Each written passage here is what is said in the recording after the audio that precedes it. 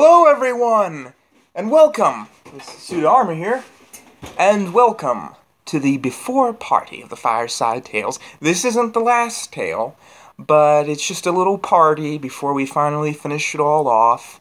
And I say finish it all off, but the Fireside Tales isn't really coming to an end. I'm planning on doing one in Halloween, but this is sort of our, a farewell in a way.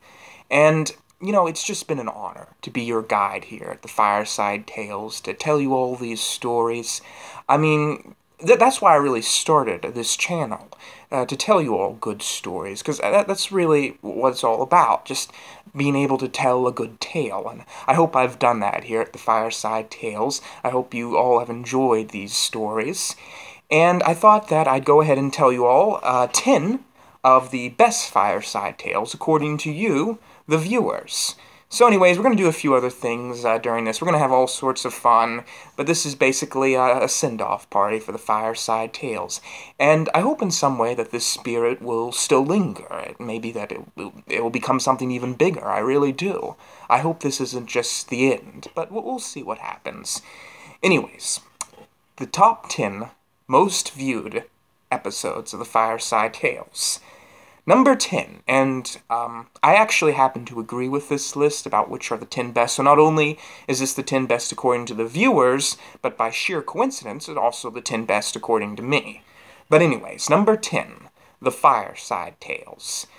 This is the story of Sky, Mia, Anselm, and Cora, and it's actually a very important story here at the Fireside Tales. It tells about how our organization formed, and we here at the Fireside Tales look at Sky sort of as you Americans look at George Washington, only probably even in a greater way.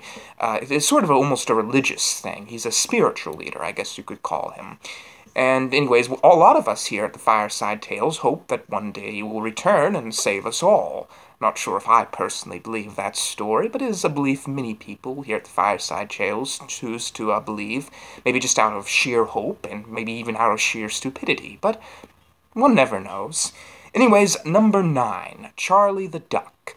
This was just basically a short incident of a little bit of nonsense of the Fireside Tales. A boy comes across a duck that may or may not have been his reincarnated uncle, and that makes the story sound way sillier than it really is, even though it is pretty silly, actually.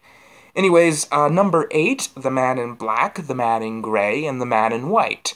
This is another very important story to the Fireside Tales. It tells about the 3 brothers, the Man in Black, the Man in Gray, and the Man in White. The Man in Black being the controller of order, the Man in Gray being that of chaos, and the Man in White being that of perception. I think I've already told you this before. One of those 3 men is my personal favorite. You'll just have to guess which one that is. A lot of people try to say which one is the best of the 3. Some say it'd be preferable that one is the better, or the other. I don't know about that. All 3 of the men are seeking to be the great truth. They want to control everything. The problem with the Man in Black is, he is a murderer, and he doesn't care. He has no ability to love. Now, the Man in Gray can love. He can feel emotion, but it's chaotic. And again, he is a murderer. The Man in White has never killed anyone. It's what makes him different from his other 2 brothers. However, he is very selfish. He wants control of everything, and in a deeper way, perhaps, than even the Man in Gray and the Man in Black.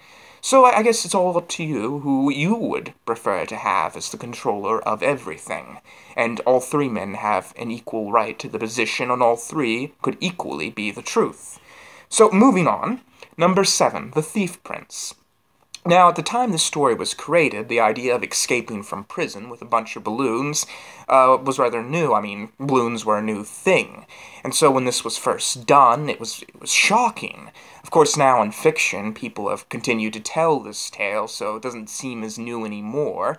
But, you know, it was a very strange incident, and yes, it is based on truth. So, number 6, Sir Richard the Lion-Hearted. This is the story, and this was actually one of my favorite stories at the Fireside Tales for a very long time, until eventually these next ones coming up ended up surpassing it. But you all know the story. It's the story of the Keen and the Lion, and I really liked the plot to this story.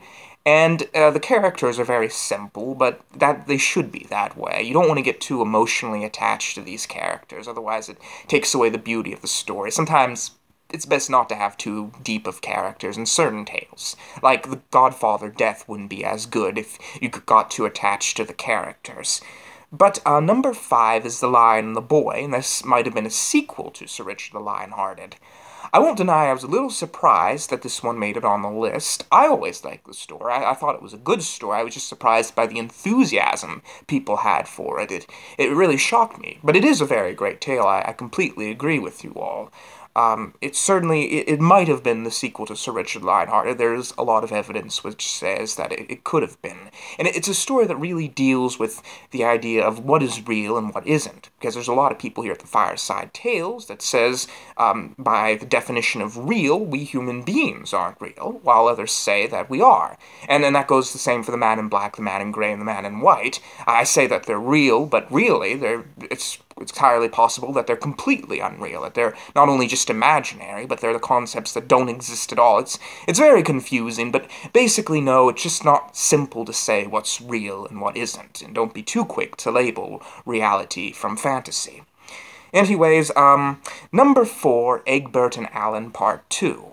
I very much like the plot to this story. I liked all the twists. I think the characters are much more complicated than a lot of people think they are, with Egbert being sort of an older, wiser figure, and Alan being like a young boy. But yes, very good story. Number 3, The Thief Prince and the Glass Men. This is a little creepy of a tale. I always liked it very much. And again, I was a little surprised that this one made it to the top of the list, that people showed such enthusiasm for it. Although I did realize it was a pretty good story. Anyways, number 2, The Genie of Azarin, Part 1. This is a story that I always liked. I considered that I was actually thinking that maybe this is the greatest story that I have ever told. I knew it from the moment I told it that this was really good. Definitely a lot of good characters, and there's definitely a lot of plot.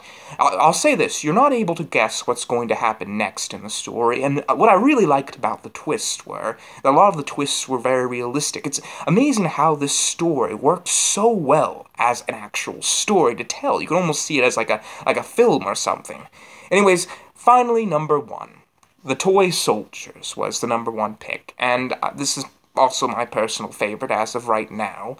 It is the story of a little boy that brings his toy soldiers to life, and as it so happens, that little boy actually has a tale after the toy soldiers.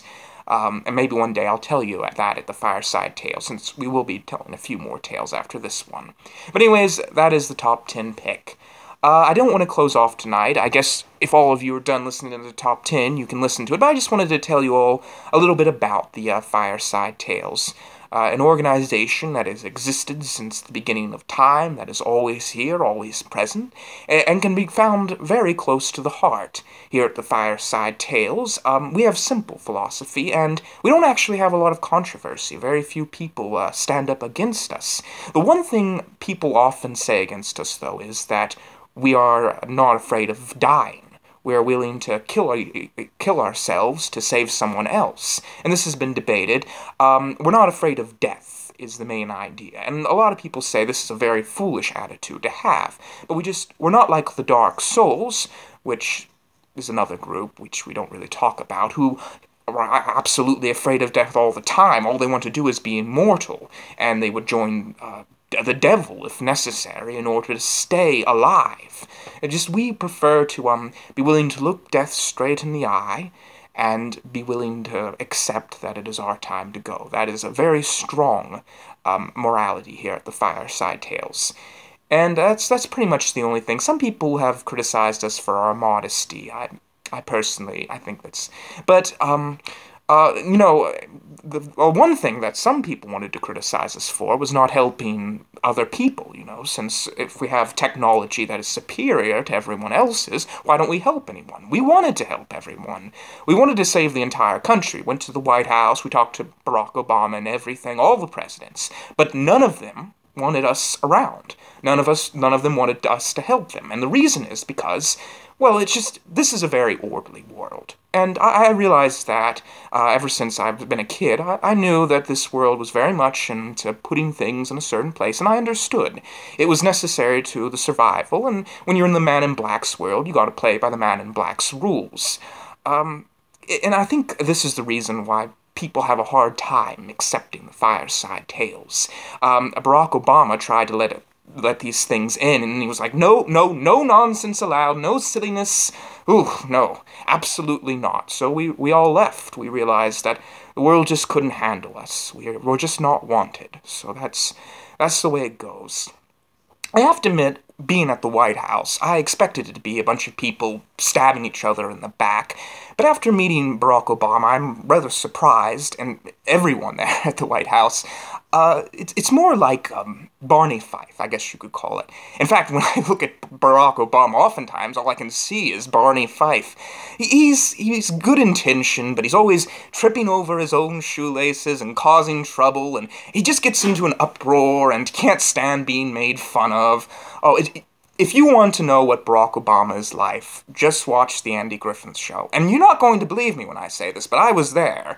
Oh, they're just always getting themselves into these crazy situations and almost blowing up the country. If it weren't for the Fireside Tales, we'd all been gone a long time ago.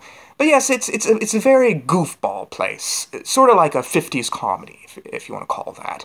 And that's just the way it is. You know, coming into the world is hard for a lot of Fireside Tales agents. I myself was born here, I lived here, I just worked there part-time, but, you know, I mean, Devin had a hard time even coming in here. He's walking around, he's just looking around in amazement at all the different things we have to make things work. He's amazed at how orderly everyone is, how everyone just loves to keep things just the way they should be.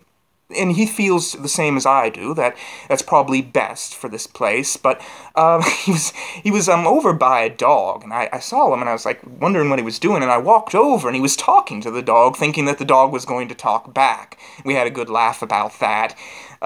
He found it funny, all the politics of the Fireside Tales. We don't care about politics at all. We all know that basically anyone that comes into the White House is going to be like Barney Fife. The next president, Donald Trump, Hillary Clinton, both of them are very much like Barney Fife. We already see it coming, all the trouble they're going to be causing for us, and how we're going to have to come in at the last second and save the entire United States of America. But, you know, I mean, we're not very political here at the Fireside Tales. We don't care about that stuff. There is much more important things going on in the universe. In fact, the most important thing going on in the Earth, according to the Fireside Tales, is the goldfish mafia, which are actually causing a lot of trouble in the seas. Goldfish holding up banks and stuff, it's awful. That's the #1 priority. Anyways, I hope you all have enjoyed the time here at the Fireside Tales. I know that I have loved, and I hope I've been able to tell you all some really good tales.